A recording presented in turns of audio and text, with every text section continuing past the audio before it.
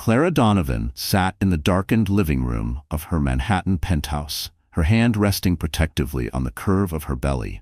6 months pregnant, she should have felt the joy of a new life growing inside her. Instead, a heaviness pressed down on her chest, suffocating her with every breath. The clock on the wall ticked toward midnight, but her husband, Richard Donovan, had not come home. He hadn't called, he hadn't texted, and deep down, Clara knew exactly where he was. Rumors had reached her weeks ago. Whispers at charity events, sympathetic glances from women she once considered friends. Richard was seen everywhere, with Sabrina Cole, a woman nearly 10 years younger, glamorous, bold, and ruthless. Clara had wanted to believe it was nothing more than cruel gossip. She had wanted to believe her husband was still the man who once swore he would never let her cry alone. But that illusion had shattered earlier that evening. She had called Richard, her voice trembling, asking when he would be home. His reply was cold and clipped. "I'll be late. Don't wait up." And then the sound of laughter in the background, feminine laughter, careless and cruel, cut straight through her heart. Clara's hands shook as she placed the phone back on the table. For a long moment, she sat frozen, staring at the empty seat across from her. That chair once belonged to a man who used to bring her roses after a long day, who used to kiss her forehead and whisper about the future they would build together. Now, it belonged to a ghost of that man, someone who no longer looked at her the way he once did. The tears came slowly at first, then all at once, hot and unrelenting. Clara pressed her palms to her face, willing herself not to sob too loudly. The baby stirred within her, a gentle reminder that she wasn't alone, even in this silence. She lowered her hands to her stomach, whispering, "I'm sorry, my love. I'm so sorry you have to feel this pain with me." Across town, Richard's night was very different. In a luxury hotel suite, glasses clinked and laughter spilled into the air. Sabrina draped herself over him, wearing a dress that sparkled like starlight. She whispered promises in his ear, promises of excitement, freedom, and a life without responsibility. Richard, blinded by her beauty and the thrill of forbidden pleasure, forgot, or chose to forget, that his pregnant wife sat at home, waiting, breaking. Back in the penthouse, Clara rose to her feet slowly. Every movement carried the weight of exhaustion. She walked toward the window, gazing out at the city skyline. New York glittered as if mocking her, every light a reminder of the life she thought she had built with Richard. In her reflection, she barely recognized herself. Dark circles under her eyes, lips trembling, shoulders heavy with sorrow. But beneath that sorrow, something else stirred. A quiet strength.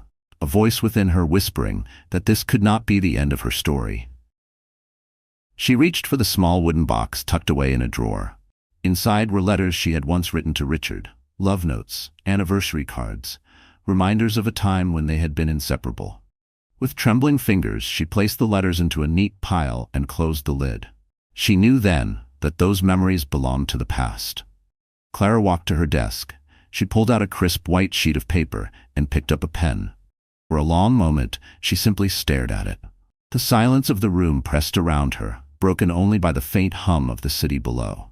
Then, slowly, she began to write. Her words were not filled with anger. They were not desperate pleas for him to return.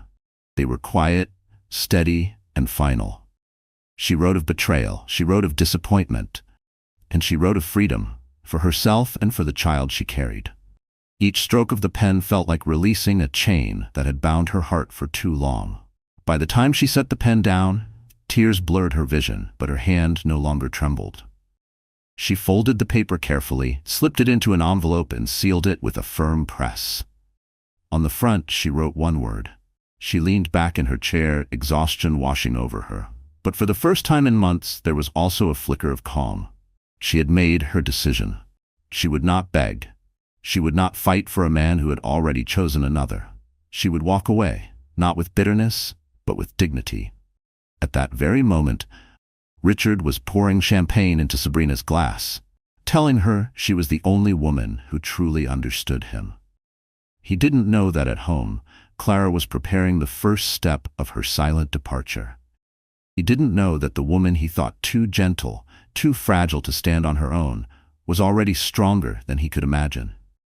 As the night grew deeper, Clara placed the envelope on the table where Richard couldn't miss it. She turned off the lights, leaving the apartment cloaked in darkness. She walked toward her bedroom, her hand resting again on her belly. "Everything will change," she whispered softly. "Not because of him, but because of us." The baby kicked, as if in response.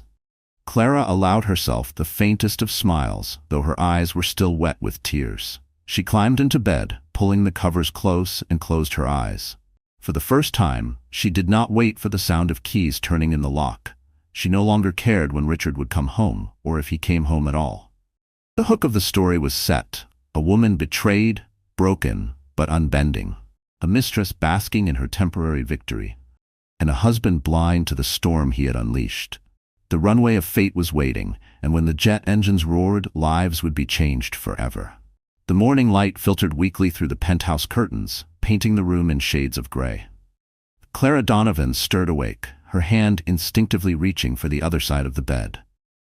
Empty. The sheets were cold, untouched, a silent confirmation that Richard had never come home. Her chest tightened. She had half hoped, against all reason, that she would wake to find him there, perhaps contrite, perhaps pretending to care. But there was no apology waiting for her, no warm presence. Only silence. Clara sat up slowly, brushing her tangled hair back with a trembling hand. The events of the previous night rushed back with brutal clarity. The phone call, the laughter in the background, the letter she had sealed with quiet determination. For a moment, she considered tearing it apart, pretending none of this was happening.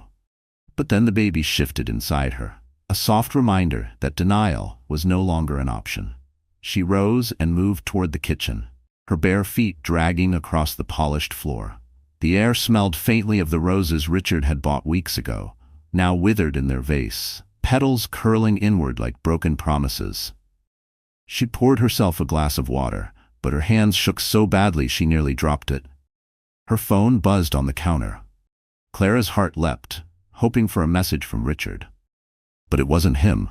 It was her doctor's office, reminding her of her prenatal appointment scheduled for later that morning. She stared at the notification, her throat tightening. She had begged Richard to come with her to these appointments. Each time, he had promised. Each time, he had failed. Today would be no different. Clara pressed her lips together, fighting the tears that threatened to fall. "It's okay," she whispered to herself, trying to sound convincing. "You'll handle it. You always do." At the clinic, the waiting room buzzed with hushed conversations and the occasional laugh of expectant couples. Clara sat alone, clutching her purse against her chest. Across from her, a young husband rubbed his wife's back while she leaned on his shoulder, both smiling as they looked at their ultrasound photos. Clara's gaze dropped to the floor. When her name was called, she forced herself to stand, smoothing her dress over her growing belly. The nurse greeted her kindly, leading her into the exam room. Clara lay back on the table, her heart pounding. The doctor entered, cheerful and warm, but his eyes softened when he glanced at the empty chair beside her. "Is your husband not joining us today?" he asked gently. Clara's throat constricted. She wanted to lie, to say Richard was traveling or caught in a meeting. Instead, she swallowed hard and whispered, "No, he couldn't make it." The doctor gave her a sympathetic nod but didn't press further. He applied the gel and pressed the wand against her abdomen. Within moments, the sound of a steady, rapid heartbeat filled the room. Clara closed her eyes, tears sliding down her temples. The baby's heartbeat was strong, defiant, alive. For that moment, nothing else mattered. Not Richard, not Sabrina, not the whispers and betrayals, just the sound of her child's life echoing in the room. She let the tears flow silently, her lips trembling as she whispered, "You're all I need." After the appointment, Clara stepped into the crisp morning air. The city bustled around her, people rushing to work, cabs honking, life moving forward as if her world hadn't just collapsed. She stood on the sidewalk, clutching the ultrasound photo the doctor had handed her. The tiny outline of her baby stared back at her, fragile yet unyielding. She wanted to call someone, to hear a voice that would anchor her. But who? Her parents had passed years ago. Friends had drifted away, intimidated by her wealthy lifestyle, or too eager to gossip about Richard's affair. She had never felt more alone.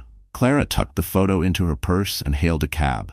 As she slid into the back seat, She pressed her forehead against the glass, watching the city blur past. Everywhere she looked, she saw couples holding hands, laughter spilling onto the sidewalks, life reminding her of everything she had lost. When she arrived back at the penthouse, the silence inside greeted her like an unwelcome guest. The envelope still sat on the table, untouched, its presence heavy in the room. Clara sank onto the couch, staring at it. She imagined Richard walking in, his eyes catching on the envelope. Would he laugh at her attempt at finality? Would he even care? The thought made her stomach twist. Her phone buzzed again. This time it was Richard.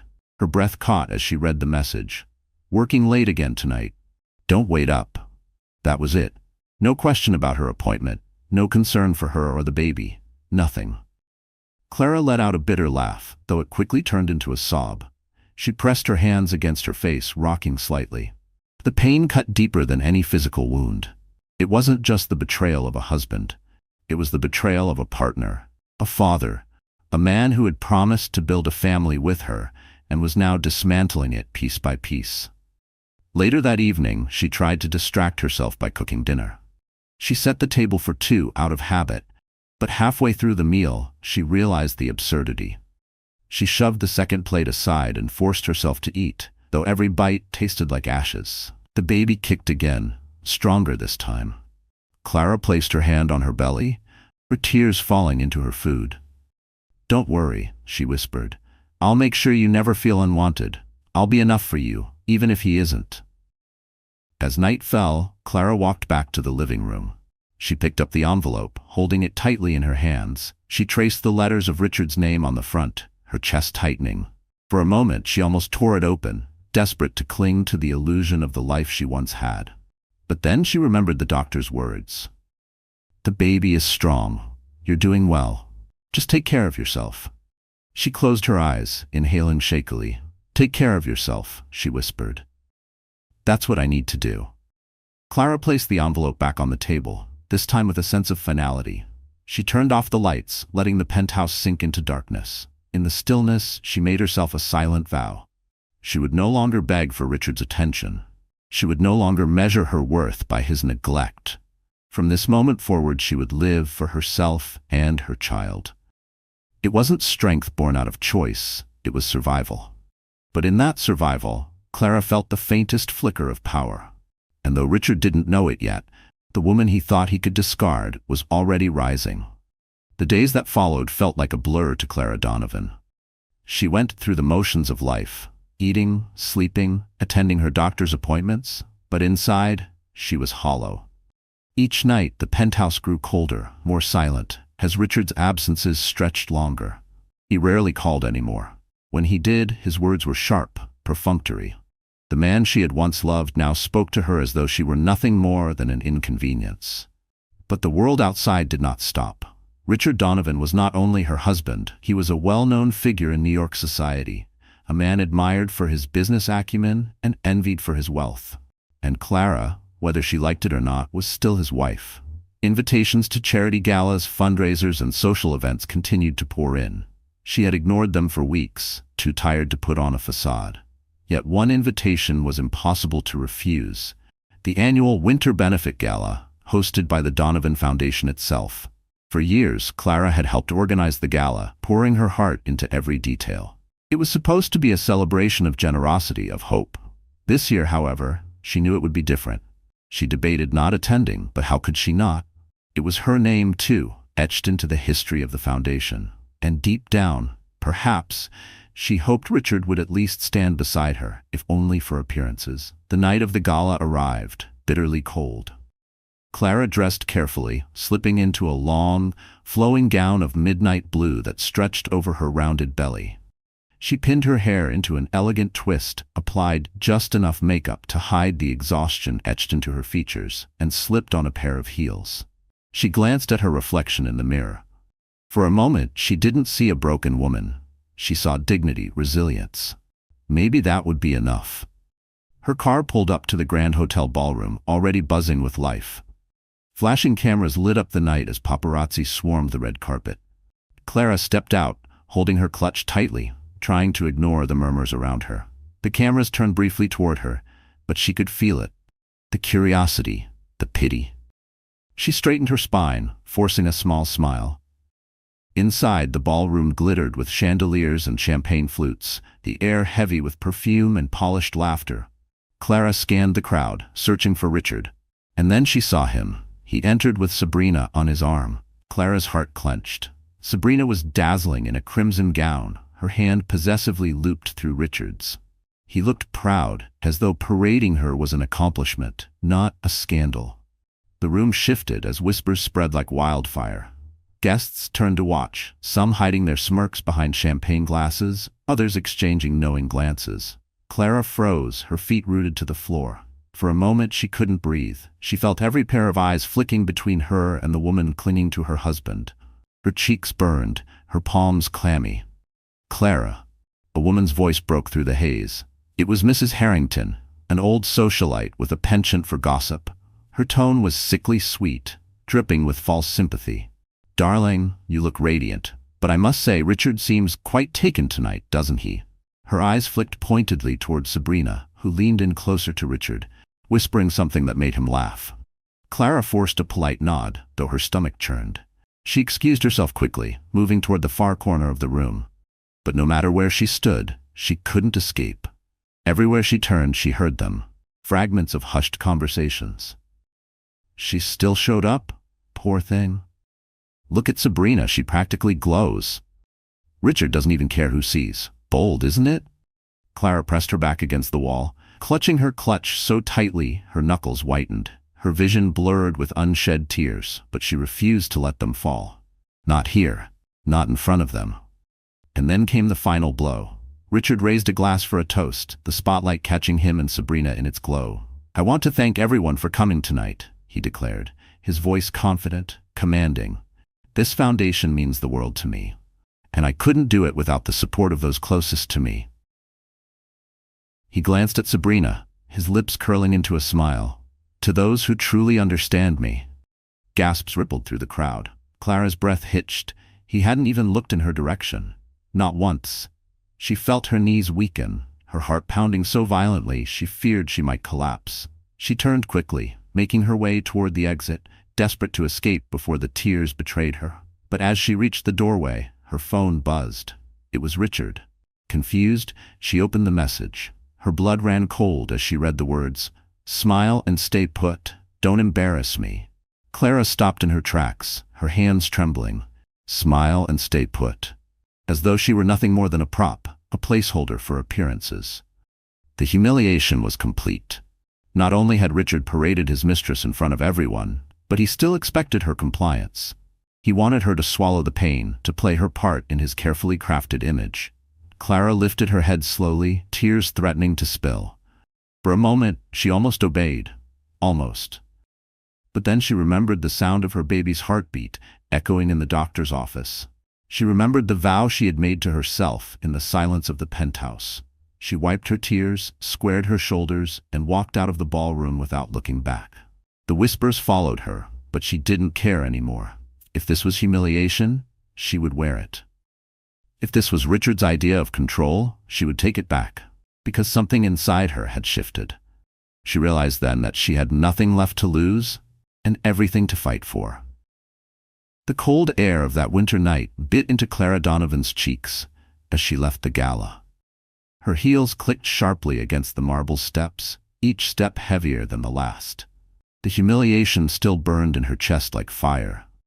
The sight of Richard laughing with Sabrina under the chandeliers, the sting of his message commanding her to smile and stay put, all of it circled in her mind like a cruel refrain. By the time she reached the street, her vision was blurred. The doorman hailed a cab for her, but she waved it off. "I'll walk," she murmured, though her voice shook. She needed air. She needed space. Anything to escape the suffocating memory of that ballroom. Snow flurries drifted in the air as she walked along Fifth Avenue, her hand resting against her belly.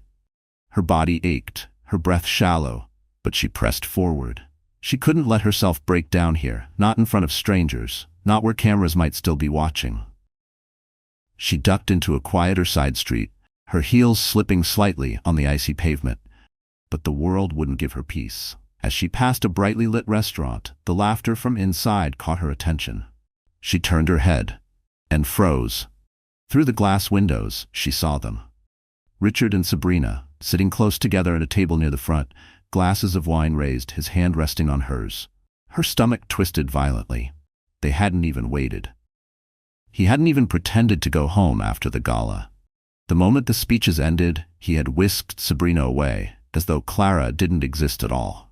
Clara's chest tightened, her throat constricting. She couldn't breathe. The baby shifted inside her, restless, and she stumbled back from the window. Her pulse raced, panic flooding her body. A man coming down the sidewalk reached out quickly. "Hey, are you okay?" Clara shook her head, her knees buckling beneath her. The world tilted. The snow, the lights, the sound of traffic blurring together. She tried to speak, but her lips formed only a whisper. "The baby." Then everything went dark. When Clara opened her eyes again, she was no longer outside. She was lying on a soft leather seat, the faint smell of cologne surrounding her. A low hum of an engine vibrated beneath her. Slowly her vision cleared, and she realized she was inside a car, a sleek black sedan gliding through the city streets. Panic surged. She pushed herself up weakly. "Where am I?" "Easy," a deep voice said from beside her. "You fainted. I couldn't leave you on the sidewalk like that." She turned her head. A man sat next to her, tall and broad-shouldered, his expression calm yet concerned. His tailored coat and polished shoes spoke of wealth, but it was the steadiness in his eyes that struck her. "I'm Alexander Graves," he continued. "I was coming out of the restaurant when I saw you collapse. You and your child needed help." Clara's lips parted in shock. She had heard the name before, Alexander Graves, the reclusive billionaire whose empire spanned shipping, finance, and real estate. A man rarely seen in public, spoken of in hushed tones at social gatherings. And now here he was, sitting beside her. "You're safe," he assured her. "I'm taking you to the hospital to make sure everything is all right." Her instinct was to protest, to insist she could handle it. But her body betrayed her, too weak, too shaken. She nodded faintly, one hand pressing protectively to her stomach. At the hospital, Clara lay on the bed while nurses checked her vitals. The rhythmic thump of her baby's heartbeat filled the room, steady and strong. Relief washed over her, tears springing to her eyes. The child was safe. For now. Alexander stood quietly in the corner, his tall frame commanding yet unobtrusive. He waited until the doctor left before stepping closer. "You scared everyone out there," he said gently. "Do you have someone I should call? Family?" Clara shook her head, her voice trembling. "No, just my husband, but—" She trailed off, unable to finish. Alexander studied her for a moment, his jaw tightening. He didn't press, but his eyes flicked to the absence of a wedding ring on her hand. She still wore it, but it hung loose, as though even the metal was ready to fall away. "You don't have to explain," he said finally. "But I need you to understand, pushing yourself like this isn't safe. Not for you, not for the baby." Clara looked away, shame flooding her. "I didn't mean to. I just—" Her voice broke. "I saw him. With her. Right there, as if I didn't matter." Alexander's gaze softened. He didn't speak empty platitudes, didn't tell her to be strong. He simply said, "Then you deserve better." The simplicity of his words cut deeper than any sympathy she had received before. For months, she had swallowed her pain, convinced herself she was too weak, too fragile to survive without Richard. But hearing it spoken so plainly, that she deserved better, sent a shiver through her. After the doctor discharged her, Alexander offered to take her home. Clara hesitated, but exhaustion left her little choice. As the car glided through the city once again, silence filled the space between them. Finally, she spoke. "Why did you help me? You don't even know me." Alexander glanced at her, his expression unreadable. "Let's just say I knew your father once. He was a man I respected deeply. He spoke of his daughter with pride. When I saw you tonight, I couldn't turn away." Clara's breath caught. Memories of her late father rushed back, the way he had always protected her, the way he had believed in her even when she doubted herself. Her throat tightened, tears pricking her eyes. "You remind me of him," Alexander added quietly. "Strong, even when you don't feel it." Clara turned her face toward the window, hiding the tears sliding down her cheeks. She didn't feel strong. She felt broken, abandoned. But maybe, just maybe, there was a strength left in her that even she couldn't see. When they reached the penthouse, Alexander stepped out and opened her door. Clara thanked him softly. her voice barely audible. He didn't press for details, didn't pry into her pain. He simply said, "Take care of yourself, and if you ever need help, real help, you know where to find me." She nodded, clutching her coat tighter around her.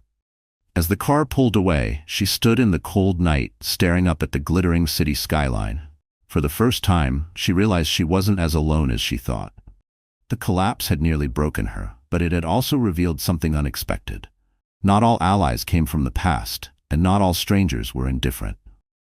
Sometimes, salvation appeared where you least expected it. And while Richard and Sabrina basked in their shallow triumph, Clara had found something far more valuable.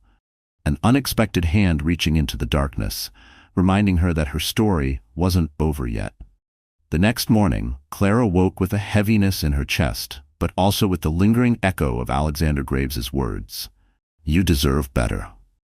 They repeated in her mind as she moved through the penthouse, tidying up a space that felt less like a home and more like a gilded prison. The envelope with Richard's name still sat on the table, untouched, daring her to finally deliver the truth. She tried to focus on the day ahead, but her body still ached from the collapse. The memory of fainting on the sidewalk, the humiliation of being seen so broken, replayed in her mind. And yet, there had been something different this time. Someone had been there. Not to gossip, not to judge, but to help. Clara told herself she wouldn't see Alexander again. Men like him didn't linger. They helped, then disappeared. But as if summoned by her thoughts, her phone buzzed with an unfamiliar number. "Mrs. Donovan?" The deep, steady voice made her pause. "It's Alexander. I just wanted to make sure you and the baby are all right." Her throat tightened. No one had asked her that in months. Not Richard, not anyone.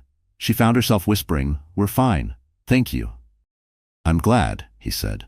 "But forgive me for being blunt. You don't sound fine. Would you join me for lunch? Neutral ground. No expectations, just conversation." Clara hesitated. Every instinct told her to retreat, to avoid more whispers, more judgment. But something inside nudged her forward. She agreed, quietly, almost against her own will. The restaurant Alexander chose was discreet, a place where power brokers met in private booths, away from the eyes of paparazzi. Clara arrived cautiously, wearing a simple coat over her dress, her hair pulled back. She half expected stares, but the staff ushered her in smoothly, respectful and silent. Alexander was already seated, a cup of coffee before him. He rose when she entered, his movements calm, deliberate. Unlike Richard, who always seemed to perform for an audience, Alexander carried himself with an ease that didn't need proving. "Clara," he said warmly, "thank you for coming." She nodded, slipping into the seat across from him. For a moment silence hung between them, heavy but not uncomfortable. "I should apologize," she began. "For last night, you didn't have to get involved." His gaze held hers, steady and firm. "If I hadn't, you might not be sitting here today. That's not something I regret." Her lips parted, but no words came. She looked down, fiddling with the edge of her napkin. Alexander leaned back slightly. "I don't want to pry, but I can see what's happening. You don't have to tell me the details. It's written in your eyes, Clara. Pain, betrayal, fear, and still, you carry yourself with dignity. That takes strength." Clara's composure cracked. She pressed her hand against her mouth, trying to stifle the tears welling up. "I don't feel strong," she whispered. "I feel abandoned, forgotten. I don't even recognize the man I married anymore." Alexander's expression softened. He didn't reach across the table, didn't make empty gestures. He simply listened. And that was more powerful than anything else. As lunch went on, Clara found herself speaking more than she expected. Not every detail, but enough. The nights Richard didn't come home, the humiliating gala, the loneliness of her doctor's visits. Alexander never interrupted, never dismissed her pain. When she finally fell silent, exhausted from the weight of her own words, he said quietly, "I knew your father. He helped me once, at a time when no one else would. He believed in people, even when the world saw nothing worth believing in. I see that same spirit in you." Clara blinked, startled. "You knew my father?" Alexander nodded. "He was a man of honor, and I'll tell you this. If he were here today, he wouldn't want you wasting another moment on someone who treats you as disposable. He'd want you to fight, not for him, not even for me, for yourself, for your child." The words hit her like a jolt. She remembered her father's laughter, his steady hands guiding hers as a child, his constant reassurance that she was capable of more than she realized. For the first time since his passing, she felt his presence again, through Alexander's reminder. They left the restaurant together, stepping into the brisk winter air. For a moment, Clara feared the cameras would find them, that tomorrow's headlines would be cruel and twisted. But no cameras came. The street was quiet, as if fate had granted her this moment of peace. Alexander stopped before his car, turning to her. "Clara, I won't tell you what to do. That's not my place. But if you decide to stand up to reclaim your life, I'll help you, whatever you need." Clara looked up at him, her heart thudding. She wanted to ask why. Why would a man like him care? But something in his eyes stopped her. It wasn't pity. It wasn't obligation. It was something quieter, steadier, respect. "I don't know if I can," she admitted. "You already are," he replied simply. That night, Clara sat in the penthouse again, the city lights stretching endlessly beyond the windows. But something had shifted. The envelope with Richard's name still sat on the table, but now it no longer looked like a symbol of despair. It looked like a weapon, one she could choose to use. She thought of Alexander's words, "I'll help you, whatever you need." She thought of her father. She thought of her child, growing stronger inside her with each day. For the first time in months, Clara didn't feel trapped. She felt possibility. Richard still hadn't come home. She didn't wait for him. She went to bed early, her hand resting on her belly, her heart strangely steady. Because somewhere out there, an unexpected ally had reminded her of something she had nearly forgotten. She was not powerless. And soon, Richard would learn that too. The days after her meeting with Alexander Graves passed in uneasy silence. Clara Donovan found herself lingering on his words, on the way he had looked at her. Not with pity, but with recognition. For the first time in months, she felt seen, yet the reality of her life with Richard still loomed large over her. Richard came home less and less. When he did, it was late at night, the smell of perfume clinging to him, his eyes avoiding hers. Clara stopped asking questions. Each silence between them was louder than any argument could have been. One evening, Clara sat at the dining table, staring at the untouched dinner she had prepared. The clock ticked past midnight. Still no sign of him. She rose slowly, her hand brushing her stomach. As she cleared the plates, she noticed a stack of unopened mail shoved haphazardly into a drawer. Something about the way it was hidden caught her attention. Curious, she pulled the envelopes out. Most were bank statements, neatly addressed to Richard. Clara hesitated. For years, she had trusted him with everything: finances, investments, the foundation. But trust felt like a stranger now. Her hands trembling, she opened one of the statements. Her breath caught. Large withdrawals, transfers to accounts she didn't recognize. Luxury expenses far beyond even Richard's usual extravagance. And then one detail that made her blood run cold: payments made in Sabrina Cole's name, rent for an upscale apartment, designer jewelry, even a car. Clara's heart pounded as she rifled through the rest of the statements. The pattern was unmistakable. Richard had been using their money, the fortune built partly from her inheritance, to fund Sabrina's lifestyle. Every dollar was another betrayal, another theft from the future Clara had planned for herself and her unborn child. Her chest tightened. For months, she had endured the humiliation of his affair, the loneliness of his absence. But this was worse. He hadn't only broken her heart, he had stolen from her, from their baby, from the very legacy her father had left behind. Clara sank into the chair, the statements scattered across the table like shards of glass. Tears blurred her vision. "How could you, Richard?" she whispered. The next day she met with her attorney, a woman she hadn't spoken to in years. Clara laid the documents on the desk, her hands shaking. The attorney's eyes widened as she flipped through them. "Clara, do you realize what this means? These aren't just personal expenses. Some of these transfers are linked to the foundation. If this comes out, Richard could be accused of misappropriating funds." Clara felt her stomach lurch. "You mean it's not just our money?" The attorney nodded gravely. "It's bigger than that. This could destroy his career, his reputation, but it could also drag your name down if you're not careful." Clara pressed a hand to her forehead, overwhelmed. She hadn't imagined it was this deep. She had come in seeking clarity, but instead she had uncovered a ticking bomb. "What should I do?" she asked softly. The attorney looked at her, eyes firm. You need to protect yourself and your child. If Richard is using your inheritance without consent, and if foundation money is involved, you cannot remain silent. Silence could make you complicit. Clara's chest rose and fell quickly. She thought of Alexander's words. Your father wouldn't want you wasting another moment on someone who treats you as disposable. He had been right. And now, she had proof that Richard had crossed a line that could not be forgiven. That evening, Clara returned to the penthouse, the weight of the documents heavy in her bag. Richard was already home for once, lounging on the sofa with a glass of scotch. Sabrina's laughter spilled through the speakerphone on the coffee table. Clara froze in the doorway, her hands tightening around the strap of her purse. Richard glanced at her briefly, then turned back to his drink. What? He asked flatly. Clara swallowed hard, her voice trembling but steady enough to cut through the room. I know what you've been doing, Richard. I saw the bank statements. His head snapped toward her, his eyes narrowing.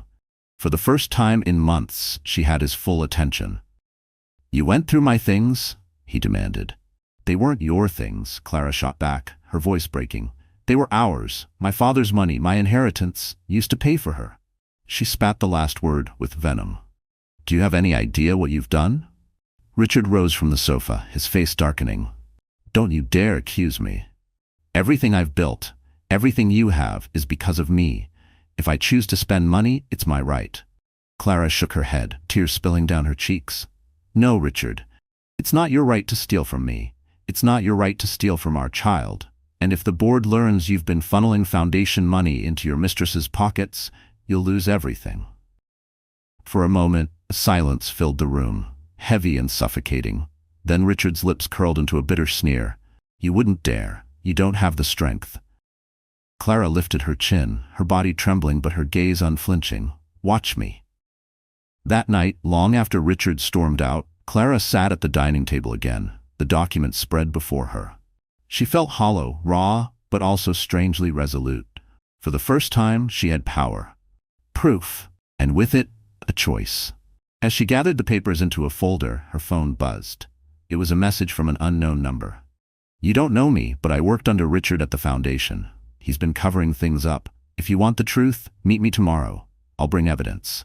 Clara's pulse quickened. Who could this be? Why reach out to her now? But deep down, she already knew the answer. Richard's empire wasn't just built on betrayal, it was built on lies, and the cracks were beginning to show. That night, Clara stood at the window, looking out at the city lights. She rested her hand on her belly, whispering softly, I promised you I'd give you a better life. Maybe this is how it begins. The truth had been revealed, and it was far uglier than she had imagined. But within that ugliness, Clara felt the stirrings of something she hadn't known in a long time. Control. Richard thought she was weak. He thought she would stay silent. But the truth was no longer his to bury. It was hers to wield. Clara Donovan sat at the dining table late into the night, the folder of bank statements and financial documents spread before her.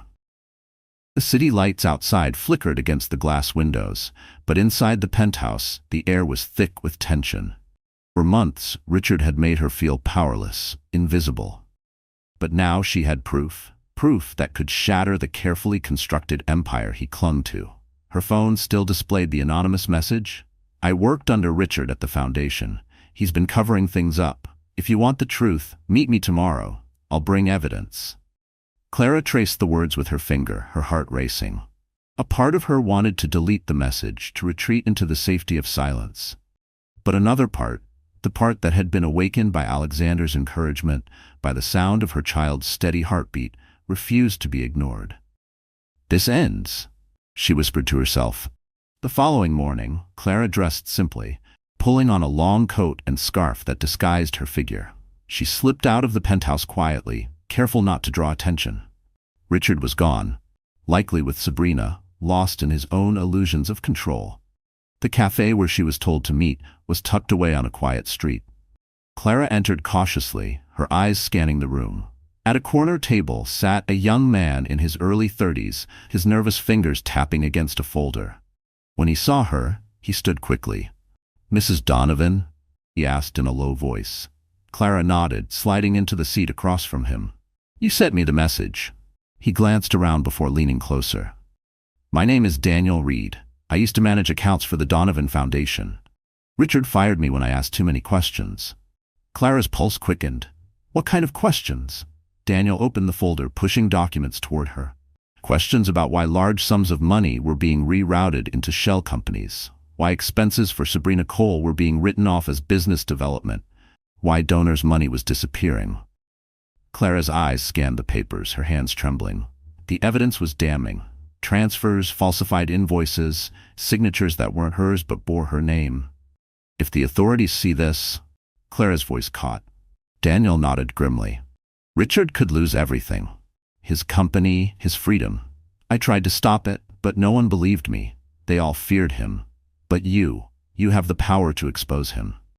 You're his wife. Your testimony, combined with this, could end it. Clara closed her eyes for a moment, overwhelmed. She had come seeking answers, and now she held the weapon that could destroy Richard's entire world. That evening, Clara sat once more in the penthouse, the folder on her lap. Richard entered close to midnight, reeking of alcohol, his tie loose around his neck. He barely glanced at her as he poured himself a drink. You're still up? He muttered. Clara studied him quietly. For the first time, she didn't see the man she had married. She saw the arrogance, the decay, the selfishness that had always been there, now laid bare. I met someone today, she said softly. Richard looked up, suspicious. What do you mean? A former employee of the foundation. He showed me where the money has been going. Shell companies, Sabrina's apartment, cars, jewelry. The glass in Richard's hand trembled slightly. You don't know what you're talking about. Clara opened the folder and spread the papers across the table. Don't I? Richard's face darkened. He slammed the glass down, his voice sharp. Where did you get this? Who gave it to you? Clara's eyes never wavered. Does it matter? The truth is here, and I'm done protecting you. For a long moment, silence stretched between them. Then Richard laughed bitterly. You think anyone will believe you? You've been hiding in this penthouse, too weak to even step outside. You're nothing without me, Clara. Nothing. Clara felt her hands tremble, but she steadied them against the table. She thought of Alexander's words. You already are strong. She thought of her father. She thought of her child. I may be nothing to you, she said, her voice steady, but I am everything to my child, and I won't let you steal from us any longer. The next day, Clara made her move. She met privately with her attorney, handing over both the bank statements and Daniel's documents. The attorney's eyes widened. Clara, this is enough to open a full investigation. Are you ready for that? Clara nodded. I don't want to destroy him out of spite. I want to protect my baby. I want what is mine. Her attorney placed a reassuring hand on hers. Then that's exactly what we'll do. Quietly, strategically, he won't see it coming. And so it began. Letters were drafted, accounts were frozen. The silent counterattack took shape not in shouting or confrontation, but in quiet, deliberate steps that Richard would only recognize when it was too late. At night, Clara walked through the penthouse, no longer feeling like a prisoner. Each document signed, each call made was a thread cut from the net Richard had tried to trap her in. When he texted her curtly, "Stay out of my way," she didn't respond. When he stumbled home, demanding dinner, demanding her silence, she simply observed him, her mind already 10 steps ahead. And when he noticed the shift in her eyes, the calm defiance, he frowned. What are you planning, Clara? She only smiled faintly. You'll see. One evening, as she prepared tea in the kitchen, her phone buzzed again. It was a message from Alexander. I hear you've started moving quietly. Good. Just remember, you don't have to do this alone. Clara's lips trembled into the faintest smile. She typed back, her fingers steady. Thank you, but this time it has to be on my terms. She set the phone down, lifting her cup to her lips. The tea was warm, soothing. For the first time in months, she tasted strength. The counterattack had begun, not with noise, not with fury, but with silence sharper than any blade. And Richard Donovan, so certain of his control, had no idea that the woman he had dismissed as weak was already dismantling him. Piece by piece. The winter wind howled across the private runway, carrying with it the low roar of jet engines preparing for departure. Clara Donovan stood at the edge of the tarmac, her coat pulled tightly around her swollen belly, her clutch clutched firmly in her hands. The night was cold, but her resolve burned hotter than ever. For weeks, she had prepared silently, gathering documents, freezing accounts, meeting with lawyers in secret. The silent counterattack had cut deep, but tonight was different. Tonight would not be silent. Tonight would be final. The sleek jet waited behind her, its door open, a steward standing by. The invitation had not come from Richard but from Alexander Graves, who had quietly arranged the flight. "You don't have to stay in that prison anymore," he had told her. "Leave on your terms." And she would. But not before ending this charade once and for all. Headlights pierced the darkness. A black luxury car pulled up near the runway. Clara's heart pounded, but her face remained calm as Richard Donovan stepped out, Sabrina Cole clinging to his arm. Richard's expression was a mixture of arrogance and irritation. He was dressed sharply, but the smirk he wore faltered slightly when he saw Clara standing there, poised, unshaken. Sabrina, however, radiated smug triumph, her crimson lips curving as she pressed closer to Richard. "Well, well," Richard drawled, his voice thick with condescension. "What are you doing here, Clara? This isn't your scene." Clara said nothing. She only lifted her chin, her gaze cold and steady. Sabrina laughed lightly, her voice dripping with mockery. "Honestly, Clara, you should have stayed home. Look at you, trying to play strong, but everyone knows Richard has moved on." Clara's fingers tightened around the envelope in her hand. Slowly, deliberately, she stepped forward and extended it toward Richard. "This," she said quietly, her voice carrying in the cold air, "is the last thing you'll ever get from me." Richard frowned, taking the envelope. He tore it open, pulling out the papers inside. His eyes scanned the words, and for the first time, his confidence cracked. Divorce. Signed, sealed. Irrevocable. His face paled. You're divorcing me?" Clara's gaze didn't waver. "You thought I was weak. You thought I would tolerate everything, the lies, the affair, the theft. But you were wrong. I am finished with you, Richard." The silence that followed was broken only by the rumble of the jet engines. Sabrina blinked, confusion flashing across her face before she forced a laugh. "So what? You think leaving him is some kind of victory? He doesn't need you. He has me." Clara turned her eyes toward Sabrina, her tone sharp but calm. "You think being paraded around is love? You think a man who betrays his wife and child will ever be loyal to you? Enjoy the scraps he throws at you, Sabrina. They won't last." Sabrina's smile faltered, but before she could respond, Richard's voice rose, desperate and angry. "You can't do this. You think you'll survive without me? You're nothing without me, Clara." Clara's lips curved into the faintest smile. "I already have survived without you, and I will thrive. You just don't realize it yet." The steward at the jet door motioned gently. Clara stepped forward, her heels clicking against the pavement. Each step was a declaration. She was no longer the woman who waited by the window for a man who never came home. She was no longer the woman who swallowed humiliation in silence. She was free. But behind her, Sabrina's voice rose, sharp and shrill. "Richard, you're not going to just let her walk away, are you? Do something. Stop her." Richard stood frozen, the divorce papers trembling in his hand. For once, he had no words, no power. Clara climbed the stairs slowly, her hand brushing her belly, her strength radiating in every movement. At the top, she paused and looked back one final time. Richard's face was ashen, his mouth parted in shock. Sabrina was clinging to him, but her eyes darted with panic. Around them, the runway lights gleamed like witnesses to their downfall. "You made your choice, Richard," Clara said firmly, her voice steady against the wind. "Now I've made mine." She turned and stepped inside the jet. The door closed behind her with a soft, final thud. Inside, warmth enveloped her, the hum of luxury engines steady and strong. Alexander Graves sat near the window, rising as she entered. He didn't smile triumphantly.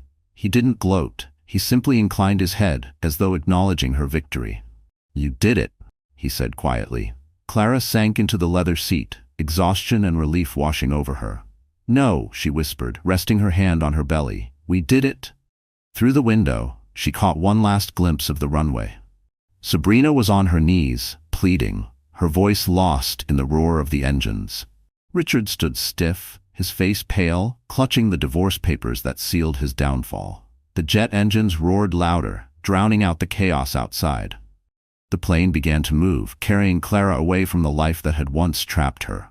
As the city lights disappeared beneath her, Clara closed her eyes. For the first time in a long time, her heart felt lighter.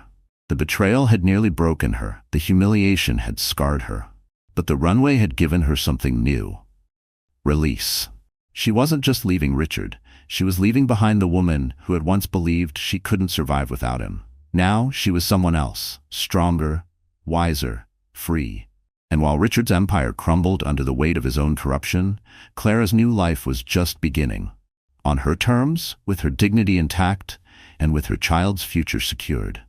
The morning after Clara's departure spread across the headlines like wildfire. Newspapers and gossip sites screamed the story. Philanthropist Richard Donovan served divorce papers at private jet runway. Pictures of him clutching the envelope, his face pale with shock, circulated online. And right beside him, Sabrina Cole, visibly distraught, her glamour stripped away under the unforgiving flash of cameras. For years, Richard had commanded respect. He was the man who hosted galas, signed million-dollar deals, and strutted into boardrooms with arrogance. Now, all anyone could see was a husband exposed, abandoned, his mistress caught in the glare of public shame. Inside the Donovan Corporation offices, chaos brewed. Board members convened emergency meetings, whispers of financial misconduct spilling through the halls. Clara's attorneys had moved swiftly, freezing accounts tied to her inheritance. At the same time, Daniel Reed's documents began circulating among the board. It was undeniable. Funds had been misused, and Richard's fingerprints were all over the evidence. Richard stormed into the boardroom that afternoon, his temper barely restrained. "This is nonsense," he barked, slamming his fist against the table. "Those documents are fabricated, lies spread by people jealous of my success." The chairman, a man Richard had once considered an ally, looked at him coldly. "Enough, Richard. The evidence is overwhelming. Millions diverted into shell accounts. Expenses under Sabrina Cole's name marked as business development. Do you take us for fools?" Richard's face flushed red. He glanced around the room, searching for support, but found only grim expressions. Whispers he had once ignored were now knives pointed in his direction. "You're suspended, effective immediately," the chairman declared. "Pending investigation. The Donovan Corporation cannot afford to sink with you." The words struck like a hammer. Richard, once untouchable, felt the ground shifting beneath his feet. At the penthouse, Sabrina paced nervously, her manicured nails biting into her palms. When Richard returned, his face stormy, she rushed to him. "What's happening? Tell me they can't touch you," she demanded. Richard poured himself a drink with shaking hands. "They've turned on me. The board, the donors, they're all against me now. Clara, she planned this." The mention of Clara's name made Sabrina's lips curl in disdain. "So you're saying your pregnant wife outsmarted you?" she hissed. "Maybe you're not as powerful as you think." Richard's eyes blazed. "Watch your mouth." But Sabrina wasn't intimidated anymore. The glamour of being his mistress was fading fast. The lavish gifts had slowed, the financial safety net slipping through her fingers. She thought she had secured a future, but now she saw the truth. Richard was crumbling, and he had nothing left to offer. "I didn't sign up for this," she snapped. "I won't be dragged down with you." Richard froze, his glass halfway to his lips. "What are you saying?" "I'm saying I'm done."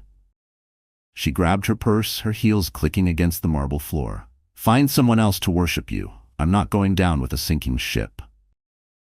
And with that, she was gone.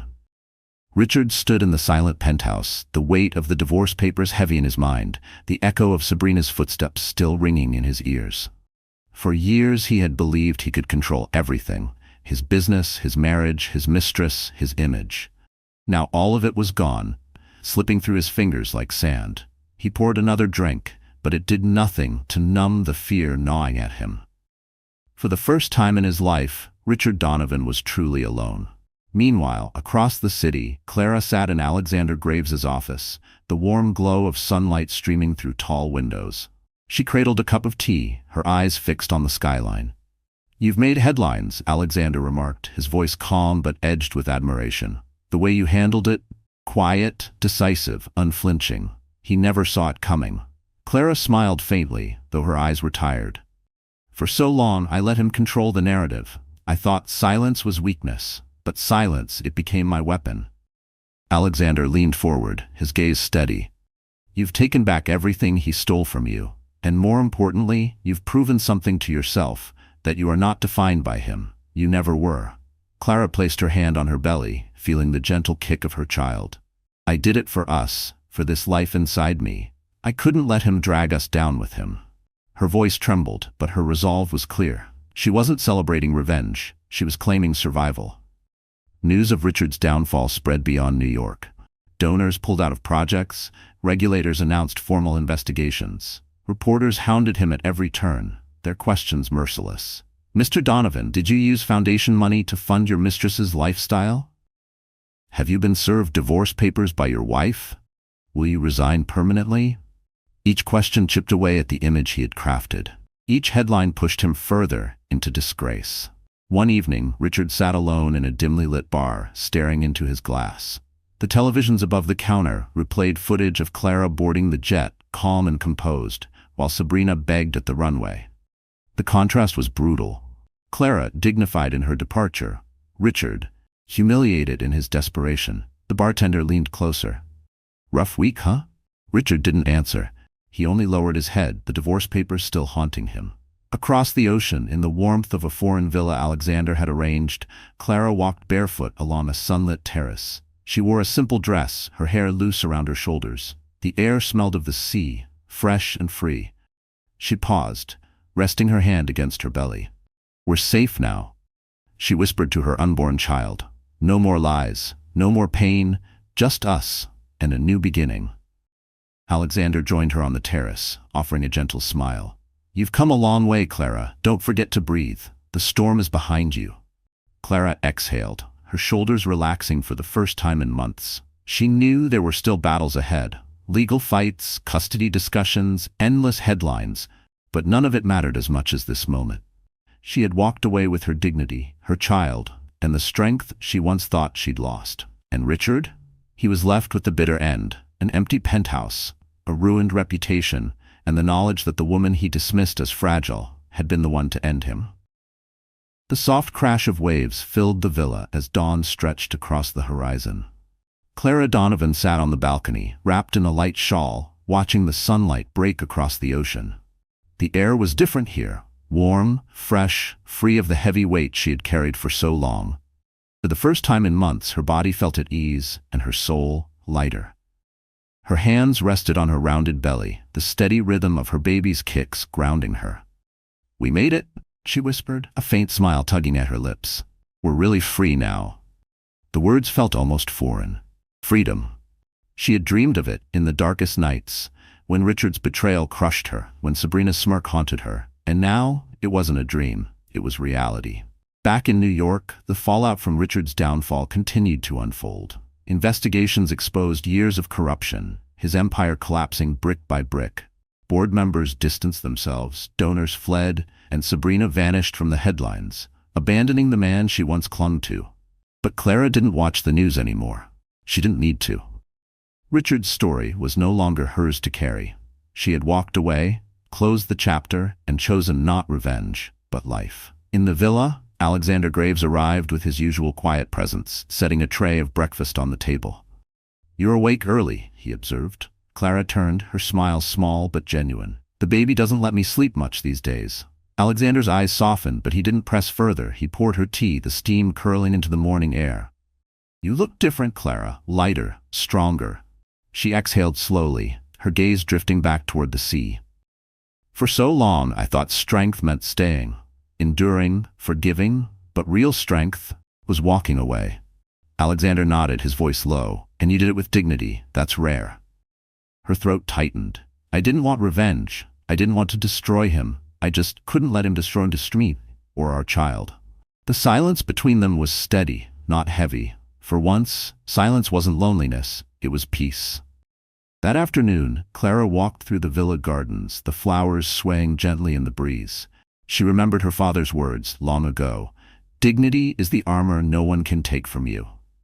She had nearly forgotten those words in the haze of betrayal, but now they echoed louder than ever. Each step on the garden path felt like reclaiming a piece of herself. She wasn't just Richard's discarded wife, nor Sabrina's victim. She was Clara Donovan, mother, daughter, survivor. She paused beneath a sprawling tree, pressing a hand to her belly again. "I'll teach you strength," she whispered, "but also kindness, because both matter." A week later, Clara's attorney called. The divorce proceedings are finalized. Custody is solely yours. The court accepted the financial evidence. Richard won't have access to your inheritance or the foundation again. It's over.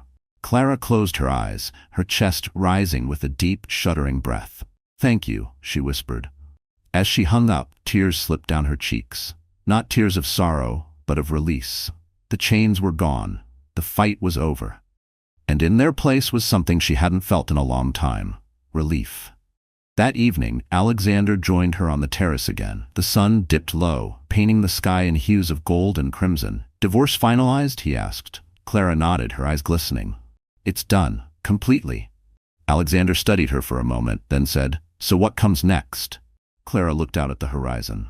For months, her entire life had been consumed with Richard, his betrayals, his lies, his downfall. But now, for the first time, the future stretched wide open, unclaimed. I don't know yet, she admitted softly, but whatever it is, it will be mine, not his. Not anyone else's, just mine. Alexander smiled faintly, raising his glass of wine. To new beginnings. Clara lifted her own glass of water, the corners of her lips curving upward. To freedom. Later that night, Clara wrote in her journal, a habit she had once abandoned, but now returned to. Her words flowed freely, pouring out everything she had kept bottled inside. I thought I was broken. I thought betrayal defined me, but I was wrong. The betrayal freed me. It forced me to see who I truly am. I am stronger than the silence, braver than the pain, and worth more than his lies. My story doesn't end with him. It begins with me. She closed the journal, placing it gently on the nightstand. Her heart felt calm, steady. Across the city, Richard sat in the darkened ruins of his penthouse, his phone buzzing with unanswered calls. Sabrina was gone. The board had turned against him, and the world had stripped him of everything he once valued. In his hands still lay the divorce papers Clara had given him, the ink bold and final. He thought of her, boarding the jet without hesitation, her head held high. That image haunted him more than anything, the quiet dignity of a woman he had underestimated until it was too late. For Richard, the end had come bitter and cold. But for Clara, it was the beginning of something far greater. The next morning, Clara awoke to the sound of waves and birdsong. She stretched slowly, savoring the simple joy of peace. As she stepped onto the balcony, the sun bathed her in warmth. She whispered to her unborn child, "We're going to be okay. Better than okay. We're going to live." Her hand rested on her belly, and for the first time, she felt not fear, but hope. Clara Donovan had been betrayed, humiliated, discarded. But she had risen. She had walked away with her dignity intact, her child safe, and her future wide open. And in that moment, with the sea stretching endlessly before her, she knew. Her story was no longer one of pain, but of healing. Her past had ended on a runway, beneath flashing lights and cold winds. Her future began here in the light of dawn, free, whole, and unafraid. The world had not been kind to Sabrina Cole after the runway incident. The photos of her begging at Richard Donovan's side had gone viral, replayed across every gossip site and morning talk show. The mistress who once flaunted her beauty and glamour was now a meme, mocked and pitied in equal measure. The life she had clawed for, expensive gowns, luxury cars, VIP parties, vanished within weeks. The apartment Richard paid for was seized, the car repossessed. Lawyers refused her calls, afraid of being tied to the Donovan scandal. Even her so-called friends deleted her number. For the first time, Sabrina felt what Clara had endured for months: silence. But unlike Clara, Sabrina had no dignity to hold on to, no inner strength to anchor her. And the cruelest irony? Richard, the man she had gambled everything on, turned against her too.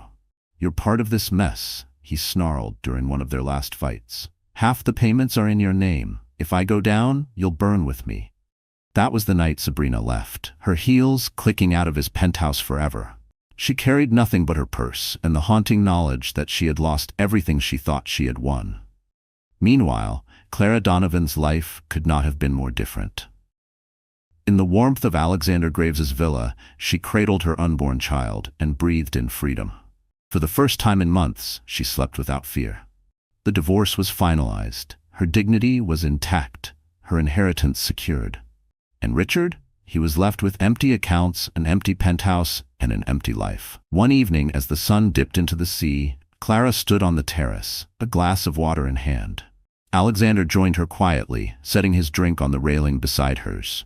"You know," he said softly, "in every story like this, the mistress thinks she's won. But she never does. She always ends up more broken than the wife she mocked." Clara exhaled slowly. "I don't feel triumphant. I don't need to. Knowing she paid her own price, that's enough." Alexander studied her for a moment, the glow of sunset reflecting in his eyes. "That's what makes you different, Clara. You didn't fight for revenge. You fought for freedom. That's why you won." She smiled faintly, her hand resting on her belly. "I didn't win for me. I won for us." Across the ocean, Sabrina's name faded from the tabloids, her beauty no longer enough to hold attention. She drifted into obscurity, her fall serving as a warning whispered at dinner parties. Don't be like her. Don't mistake destruction for victory. And that was the true ending of Sabrina Cole, the woman who once smirked at Clara's pain. But for Clara, her story was just beginning. Weeks later, she welcomed a healthy baby boy into the world. Tears filled her eyes as she held him against her chest, whispering, "You'll never know neglect. You'll only know love." Alexander was there, not in the delivery room, but waiting outside, a steady presence she had come to trust. When the nurse placed her son in her arms, Alexander stepped closer, his voice low and respectful. "He's strong," he said, "just like his mother." Clara looked up at him, her eyes tired but shining. "Thank you for being here." Alexander shook his head. "You don't owe me thanks. I'm honored just to witness this new beginning." In the months that followed, Clara built a life of peace. She focused on motherhood, on rediscovering who she was without Richard's shadow.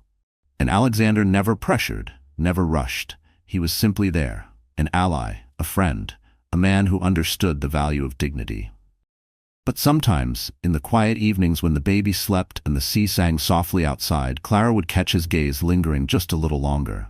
And for the first time, she didn't fear the possibility of love again.